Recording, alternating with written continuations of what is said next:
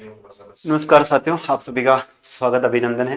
देखिए, आज एक बहुत ही महत्वपूर्ण वीडियो लेकर आया हूं मैं आपके सामने, जिसमें मैं बात करने वाला हूं कि संस्कृत जो विषय है, इस संस्कृत विषय के बारे में हम कैसे तैयारी करें। बहुत सारे विद्यार्थी हैं जो अभी संस्कृत जो है इससे डर लग रहा है विद्यार्थियों को, और डर वाकई में जायज भी है। वैसे हम 10वीं क्लास के अंदर संस्कृत पढ़ के आए थे, आर्ट्स में हम पढ़ते हैं, और 12वीं में हमारे संस्कृत थी नहीं, हमने तो 10वीं में पढ़ी है। 10वीं में संस्कृत पढ़ी थी, अब संस्कृत है नहीं, बहुत परेशान करती है संस्कृत। और संस्कृत अभी रीट के अंदर है ना, प्री में है, खाली प्री एग्जाम में ध्यान रखना, ये प्री में है तो सभी इसको अवॉइड करना चाह रहे हैं, लेकिन अवॉइड करेंगे तो वैसा काम नहीं चलेगा, क्योंकि ये संस्कृत जो है ना, ये 30 नंबर की आती है अभी रीट में, और काफी बड़ा वेटेज होता है संस्कृत का। तो इसके बारे में हम बात करेंगे कि क्या पढ़े और क्या तो छोड़े। ये बुक पढ़ लो बस, और कुछ पढ़ने की आवश्यकता नहीं है। तो उस बुक के बारे में भी बात करेंगे, और 60 दिन की रणनीति है। 60 नहीं रहे भाई साहब, अब तो कितने दिन है, आज 4-5 तारीख हो गई, यानी 20 दिन की रणनीति है। कितने दिन की है? 20 दिन की क्या रणनीति रहने वाली, इसके बारे में हम बात करेंगे।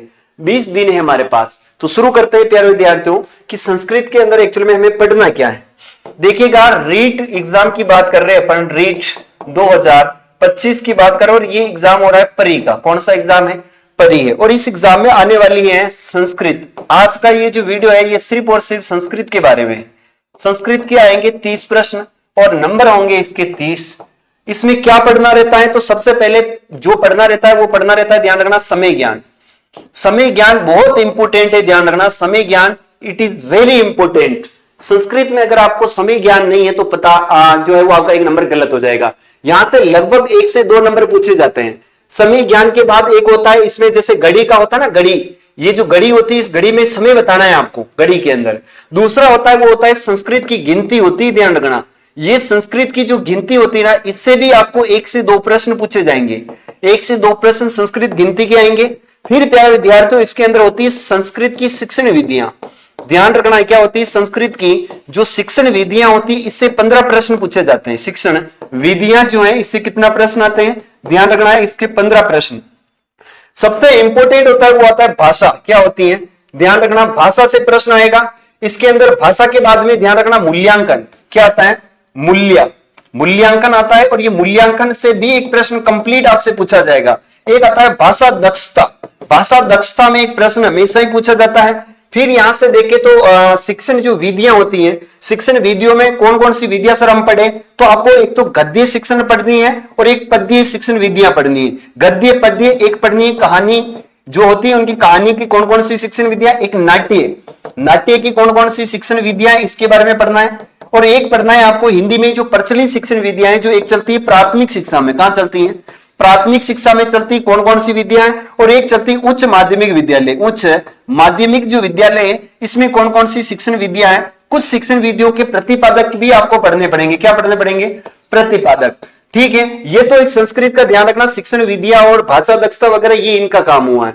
फिर हम बात करते हैं शिक्षण संस्कृत जो व्याकरण होती है, उस व्याकरण के बारे में। देखिएगा क्या होती है संस्कृत जो व्याकरण है, और इस संस्कृत व्याकरण में क्या आता है आपको पता होगा, काफी बड़ा वेटेज है प्यारे विद्यार्थियों। सबसे बड़ा वेटेज होता है वो होता है धातु रूप। क्या होता है?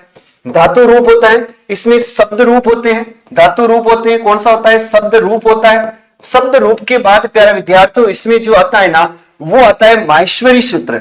माहेश्वरी जो सूत्र होते हैं वह पूछे जाते हैं। और कितने होते हैं तो आपको पता है? माहेश्वरी सूत्र है कितने होते हैं? 44। ठीक है, आगे बढ़ते हैं सर। इसमें आता है प्रत्याहार। क्या आता है? प्रत्याहार आता है। प्रत्याहार भी पूछे जाते हैं। एक पूछा जाता है इसमें अलंकार। अलंकार बड़े इंपोर्टेंट है मेरे विद्यार्थियों। फिर आती है संधि। संधि के बाद आती है समास। संधि, समास, कारक। कारक के बाद आता है उपसर्ग। उपसर्ग के बाद आता है प्रत्यय। प्रत्यय के बाद में और की बच्चे हुए हैं। प्रत्यय के बाद में प्यारे विद्यार्थियों बचा है, वो बचा है उपसर्ग।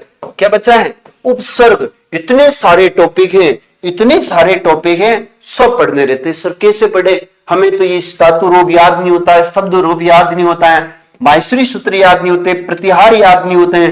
अलंकार में कौन सा है? ये इंद्रवर्जा है, इसमें महा इंद्रवर्जा है। तो 16 किसमें होते हैं? क्या है? गुरु कौन सा है? हर्ष। ये पढ़ने पड़ेंगे।